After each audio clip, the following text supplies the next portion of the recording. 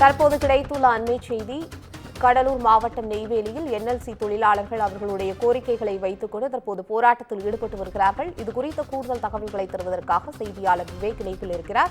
வணக்கம் விவேக், அவர்களுடைய கோரிக்கைகள் என்ன, ஏன் போராட்டம்? நெய்வேலி NLC சுரங்கம் 2ல் தோட்டக்கலையில் பணியாற்றும் தொழிலாளர்கள் தற்போது 2வது சுரங்கம் முன்பு தர்ணா போராட்டத்தில் ஈடுபட்டு வருவதால் அங்கு பரபரப்பு ஏற்பட்டிருக்கு.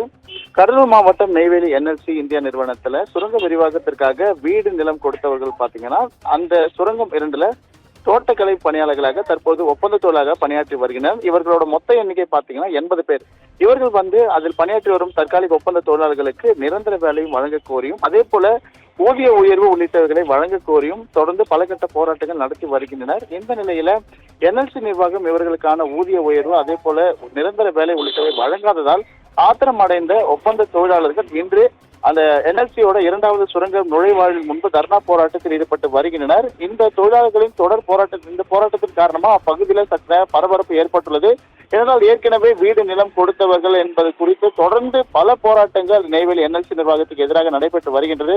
தற்பொழுது இந்த சூழல்ல 2வது சுரங்கம் முன்பு தற்போது தொழிலாளர்கள் தர்ணா போராட்டத்தில் ஈடுபட்ட சம்பவம் அப்பகுதியில் பெரும் பரபரப்பை ஏற்படுத்தி பவித்ரா. தற்போதைய தகவலுக்கு நன்றி விவேக்.